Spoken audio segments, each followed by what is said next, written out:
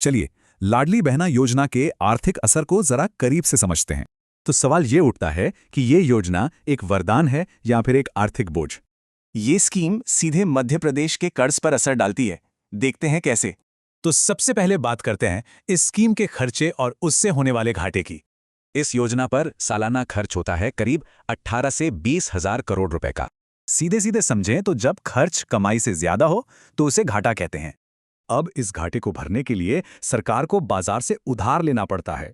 बस यहीं से कर्ज बढ़ता है और यही उधारी धीरे धीरे कर्ज का एक बड़ा पहाड़ खड़ा कर देती है। मध्य प्रदेश पर कुल कर्ज का बोझ अब 3.5 लाख करोड़ के भी पार है। ये चार्ट साफ दिखाता है कि राज्य पर देनदारियां कैसे लगातार बढ़ती जा रही हैं। और ये बढ़ता कर्ज एक खतरनाक सिचुएशन बनाता है जिसे कहते हैं इंटरेस्ट ट्रैप। तो आखिर ये इंटरेस्ट ट्रैप काम कैसे करता है, चलिए इस फ्लो चार्ट से समझते हैं।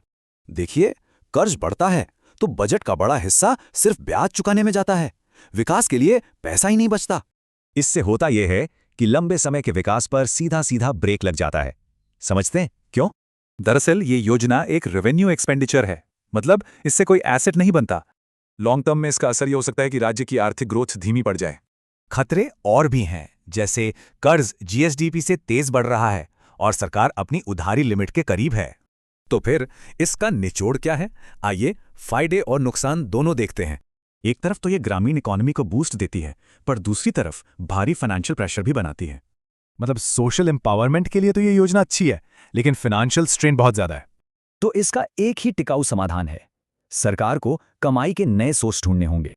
लेकिन सवाल वही है, कमाई के ये नए सोर्स आखिर हो क्या सकते हैं?